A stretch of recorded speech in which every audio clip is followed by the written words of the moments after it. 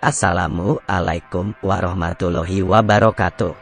Yang membahas sejarah-sejarah zaman dulu hingga sekarang. Ayo dukung channel ini dengan cara like dan subscribe dan aktifkan tombol notifikasinya.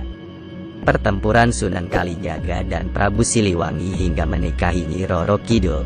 Pertempuran Sunan Kalijaga dan Prabu Siliwangi sejatinya bermula dari niat baik Sunan Gunung Jati yang ingin mengislamkan Prabu Siliwangi. Pertempuran ini menjadi salah satu kisah Sunan Kalijaga dan Nyi Roro Kidul, serta pembuktian dari karomah sang Sunan yang tidak ada hentinya. Awal mulanya, Sunan Kalijaga bertemu dengan Dewi Nawang Wulan atau yang sekarang dikenal dengan Nyi Roro Kidul, sang penguasa pantai selatan. Pertemuan ini pun berujung pertempuran, sedangkan pertempuran ini merupakan perang lanjutan dari perang saudara antara Sunan Gunung Jati dan Prabu Siliwangi. Dewi Nawang Wulan sendiri merupakan anak dari Prabu Siliwangi. Dalam perang ini Pangeran Arya Kemuning, Dewi Nyimas Gandasari dan Nyimas Roro Kencono Wungu ditugaskan dari Keraton Cirebon untuk mengalahkan kesaktian Prabu Siliwangi. Namun sepertinya sulit, karena Prabu Siliwangi bukan hanya sakti, bahkan beliau sangat ahli dalam hal strategi perang. Dengan mudahnya utusan dari Cirebon dikalahkan, yang akhirnya menimbulkan pertempuran Sunan Kalijaga dan Prabu Siliwangi. Namun naas, ternyata Sunan Kalijaga pun tak bisa mengalahkan Prabu Siliwangi. Berkat karomah Sunan Kalijaga, dengan berdoa kepada Allah SWT untuk meminta petunjuk, maka diutuslah kembali Sunan Kalijaga oleh Sunan Gunung Jati untuk mendatangi istana Ratu Kidul di pantai selatan. Di sana, Sunan Kalijaga diutus untuk meminjam senjata berupa tombak Karera Reksa milik Ratu Pantai Selatan atau Ratu Kidul Dewi Nawang Wulan. Hanya dengan pusaka tersebutlah pertempuran Sunan Kalijaga dan Prabu Siliwangi bisa berakhir dengan kemenangan dari Sunan Kalijaga. Awal kisah cinta Sunan Kalijaga dan Dewi Nawang Wulan, Nyi Roro Kidul. Sesampainya di pantai selatan, permintaan Sunan Kalijaga ditolak oleh Ratu Kidul karena dia tidak membawa bukti langsung dari Sunan Gunung Jati.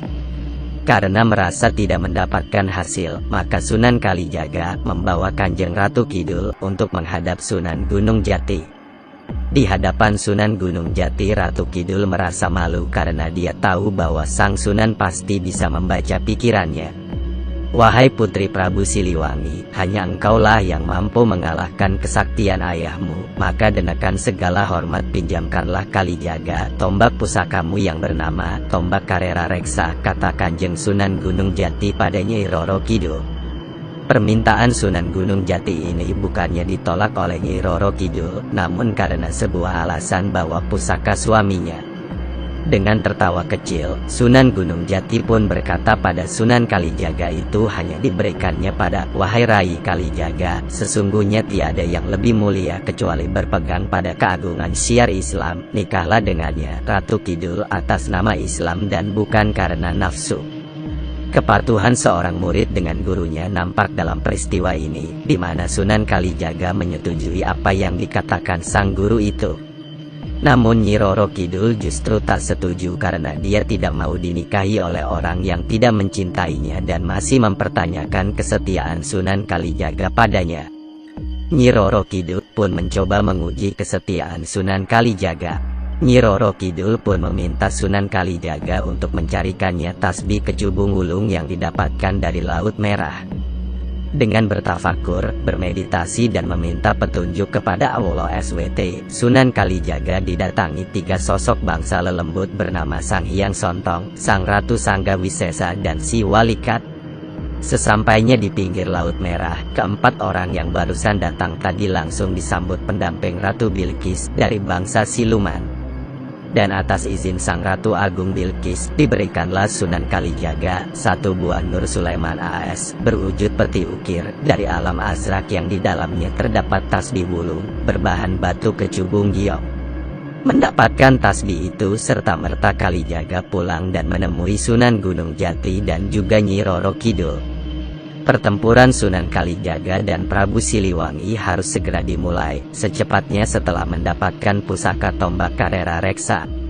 Dengan diiringi 40 orang dari Kaputren Pakungwati, rombongan Kanjeng Sunan Kalijaga mulai berangkat menuju Laut Selatan. Ternyata perjalanan mereka sudah lebih dulu diketahui oleh Kanjeng Nyai Ratu Kidul, yang dengan riangnya mempersiapkan segala hiasan dan pernak-pernik untuk menyambut kedatangan kekasihnya. Kekalahan Prabu Siliwangi dari Sunan Kalijaga. Menikahlah keduanya, hingga akhirnya Sunan Kalijaga mendapatkan pusaka tombak Karera Reksa. Sesaat setelah menikah, pertempuran Sunan Kalijaga dan Prabu Siliwangi tak bisa dihindari lagi.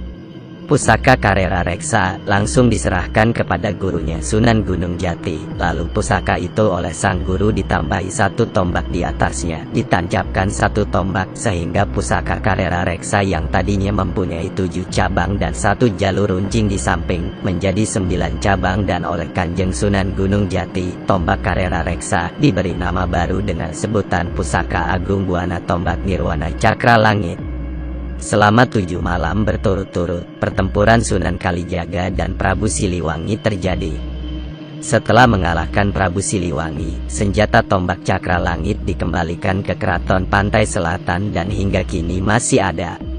Itulah kisah pertempuran Sunan Kalijaga dan Prabu Siliwangi yang bisa menambah wawasan bagi Anda, dan semoga bermanfaat.